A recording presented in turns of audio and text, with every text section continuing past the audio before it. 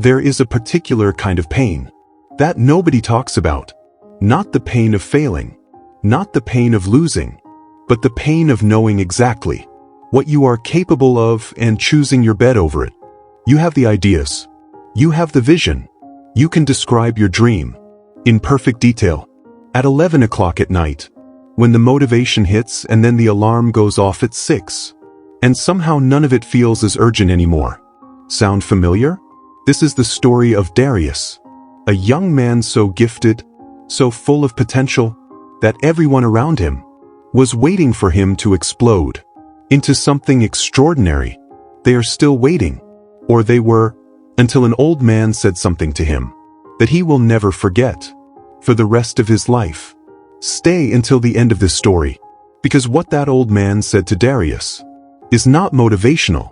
It is not gentle. It is not the kind of thing that makes you feel good about where you are, but it is exactly the kind of thing that makes you get up.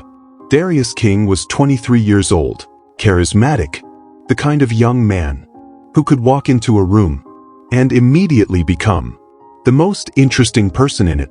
He had a gift for design, the kind that made people stop scrolling, stop talking, stop whatever they were doing, and just look. His bedroom wall was covered in sketches, concepts, ideas, a visual diary of everything he was going to build one day. One day. That phrase lived in Darius's mouth, like a permanent resident. One day I'll launch my design business. One day I'll reach out to that client. One day I'll finish the portfolio I started 8 months ago and never completed. He worked a part-time job at a phone repair shop, just temporarily, he told people. Just until he got things moving. That was 2 years ago.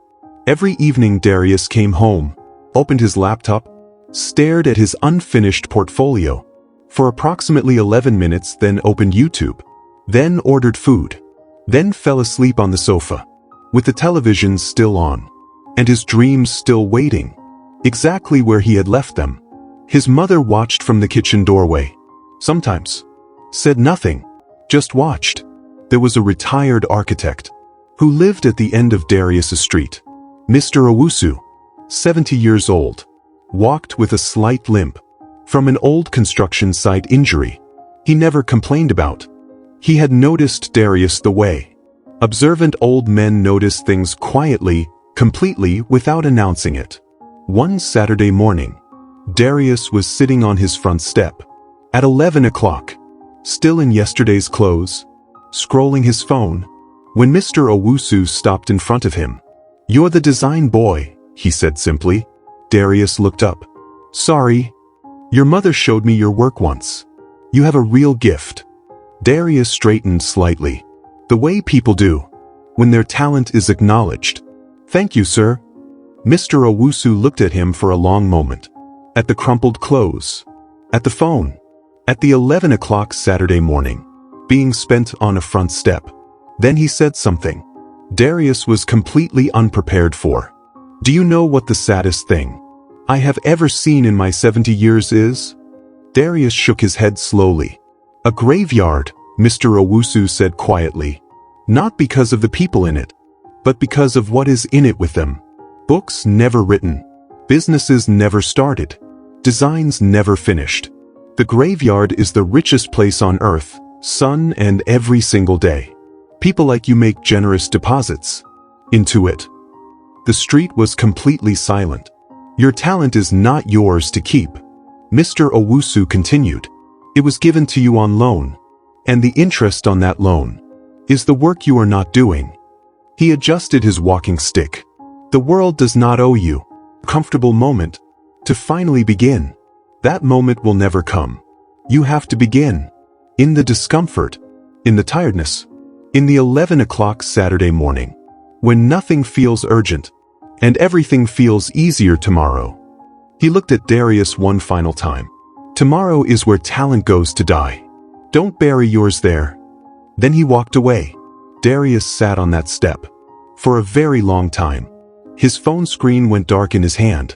Then he stood up, went inside, opened his laptop, and finished his portfolio before the sun went down.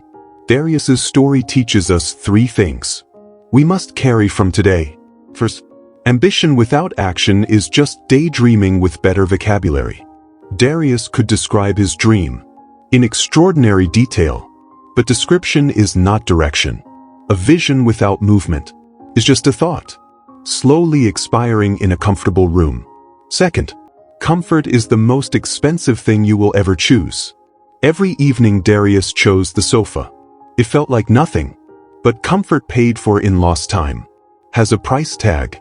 You only see years later when someone less talented is living the life you only ever talked about. The graveyard is the richest place on earth, full of ideas that never became anything, because the person who carried them chose comfort over courage. One morning too many. The perfect moment is a myth. Begin anyway. Darius did not finish his portfolio when he felt ready. He finished it shaken, convicted, still in yesterday's clothes, because an old man refused to let him waste one more Saturday. You do not need to feel ready. You need to begin. Think about your own life right now. What is sitting unfinished? On your laptop? In your notebook? In the back of your mind? Where you keep the things you are not ready to face yet? What have you been calling one day that deserves to be called today? The graveyard Mr. Owusu described is filling up. Make sure your best ideas are not in it. Now I want to hear from you. What is the one thing you have been putting off that you are going to start today? Tell me in the comments. Say it out loud. Make it real. Because the moment you say it, it stops being a dream and starts being a decision.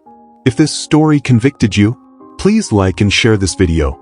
Subscribe to Story by Aribs for stories that don't just inspire you, they wake you up. Until next time, close the excuses, open the work, and keep moving forward in life.